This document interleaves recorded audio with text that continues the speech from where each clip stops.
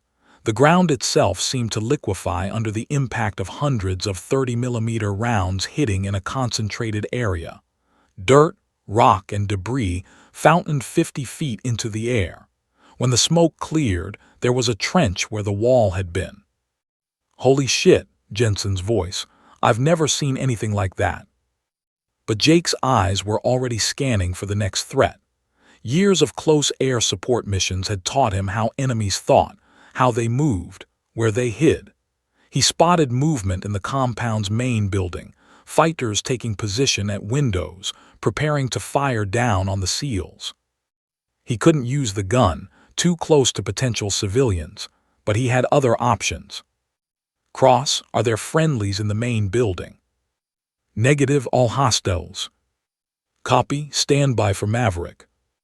Jake selected an AGM-65 Maverick missile from his weapons menu. The air-to-ground missile locked onto the building's second floor, the infrared seeker identifying the heat signatures of multiple targets clustered there. He fired. The missile streaked downward on a pillar of white smoke, impacting the second floor with surgical precision. The explosion was massive but contained, the shaped charge designed to penetrate fortified structures. The second floor collapsed into the first in a cascade of concrete and steel. Silence fell over the compound, ringing, dusty, smoke-filled silence. Jake circled overhead, eyes scanning for any remaining threats. His targeting system showed no movement except for the SEAL team cautiously emerging from their defensive position. Bodies littered the compound, at least 30 enemy fighters down, possibly more buried in rubble. "Cross Hawkeye, how copy?" Cross's voice came back shaky but alive. "Hawkeye, we copy. Compound is secure. I say again, compound is secure. Hostiles neutralized." "Casualties?" "Chen took shrapnel. Jensen has a through-and-through on his leg. I've got a concussion from that RPG near miss. But we're all alive. Because of you." Jake's hands were trembling now, adrenaline crash beginning. He just conducted one of the most dangerous close air support runs in A-10 history. Inverted dive, danger close, multiple targets, no forward air controller, relying purely on his own eyes and instincts. Any mistake would have killed his own people. But he hadn't made a mistake. "Hawkeye, Doc here. I'm still up at the overwatch position. I watched the whole thing." The massive SEAL's voice was thick with emotion. "That was the most beautiful, terrifying, incredible thing I've ever witnessed. You saved us, all of us." Jake swallowed hard. "Just doing my job, Doc. What about the primary targets, Ansari, Durrani, Massoud?" "Cross is checking now. Stand by." Jake maintained his orbit, fuel gauge showing he had 20 minutes of loiter time before he'd need to RTB. Below, the SEALs moved through the compound methodically, clearing rooms, checking bodies, securing the objective. 5 minutes passed. Then Cross's voice. "Hawkeye, Cross, we've got them. All 3 high-value targets confirmed KIA. Ansari was in the building when your Maverick hit. Durrani and Massoud were caught in your gun runs. Mission complete." Jake closed his eyes for just a moment. Omar Ansari, the bomb maker who'd killed Captain Sarah Chen's medevac crew, who'd murdered 43 Americans, who'd caused so much suffering, was dead. The mission Tommy Bryce had died trying to complete 8 years ago was finally finished. "Good copy, Commander. Recommend immediate exfil." This noise carried for miles. "Hostiles will converge on this position." "Agreed. Blackhawks inbound, ETA 12 minutes. Doc, get down here for extraction." "Roger that, on my way." Jake checked his systems, began climbing to a safer altitude. His aircraft had taken a few hits, small arms fire, nothing serious. She'd brought him through again, this ungainly, beautiful, deadly machine that pilots called the Warthog with affection. As he climbed, the sun broke through the morning clouds, painting the mountains in gold. Below, his team, because they were his team now, earned through blood and fire, prepared for extraction. Above, the sky stretched endless and blue, welcoming him home. But something felt different, lighter, like a weight he'd been carrying for 8 years had finally lifted. "Tommy," Jake whispered into his oxygen mask. "Mission complete, brother. We got them all. You can rest now." The radio crackled. "Say again, Hawkeye, didn't copy." Jake smiled. "Nothing, Commander. Just talking to an old friend. I'll maintain CAP until your birds arrive." "Copy that in Hawkeye." "Yeah. When we get back, you're drinking with us. Whether you like it or not, you're one of us now." Jake's throat tightened. "Roger that, Commander. It would be an honor." He circled overhead, guardian angel in an ugly gray aircraft, until the Blackhawks arrived and lifted his team to safety. Only then did he turn for home, the Warthog's engines singing their distinctive song across the Hindu Kush. Behind him, smoke rose from the compound where evil men had plotted death. Now they were dust, and the world was a little bit safer. One shot at a time, one mission at a time, one brother saved at a time. That's all a warrior could do. And for Jake Morrison, sniper, pilot, and now something more, it was enough. 48 hours after the mission, Jake sat in the debriefing room, every muscle in his body screaming. The sprint down the mountain had torn both hamstrings, sprained his right ankle, and left him with bruises that painted his torso in shades of purple and black. The flight surgeon had ordered him on bed rest for a week. Jake had ignored him and shown up to the debrief anyway. Around the table sat Commander Cross and his SEAL team, bandaged, exhausted but alive.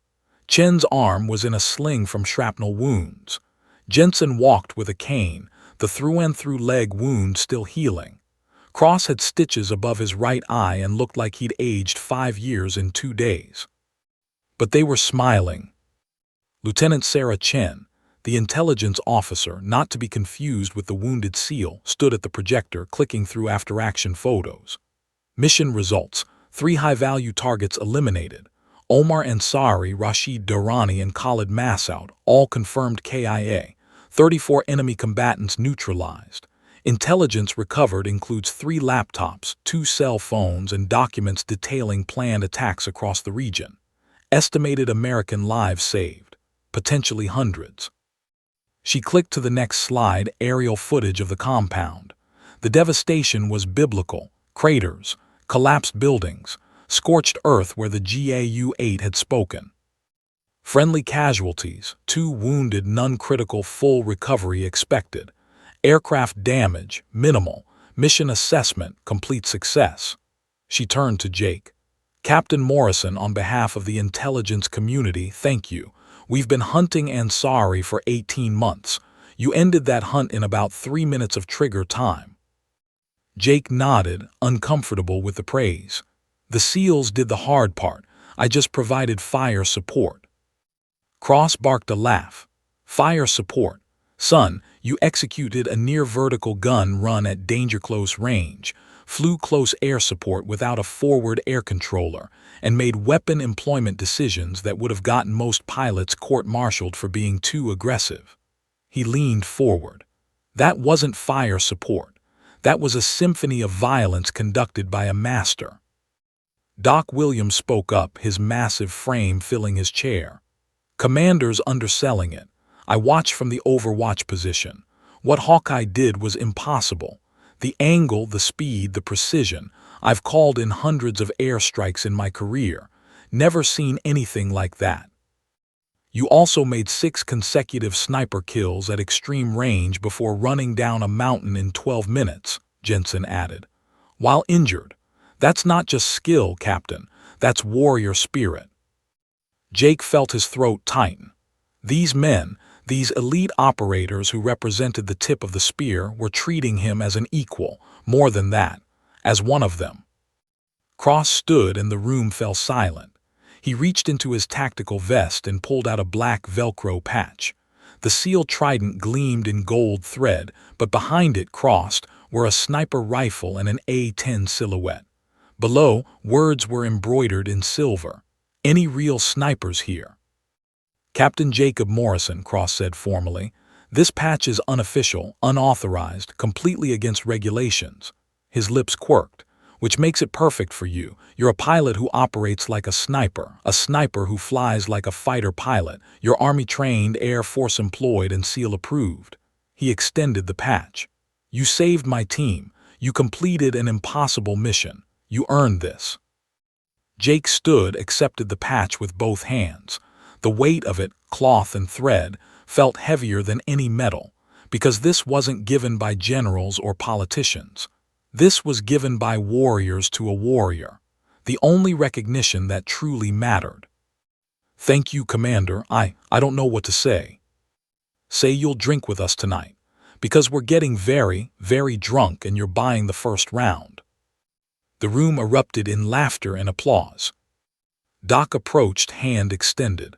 Welcome to the Brotherhood, Hawkeye. You need anything, anywhere, anytime, you call. We take care of our own. Same goes for all of us, Rodriguez added. You ever need a ground team, you know who to call. Jensen limped over, grinning despite his injured leg. And if you ever want to leave the Air Force, pretty sure we could get you a SEAL contract, with a waiver for the age requirement, and the swimming, and the running. Okay, you'd need a lot of waivers, but we'd make it happen. Jake laughed, a genuine, deep laugh that felt foreign after so many years of carrying grief. I'll stick with flying, thanks, but I appreciate the offer.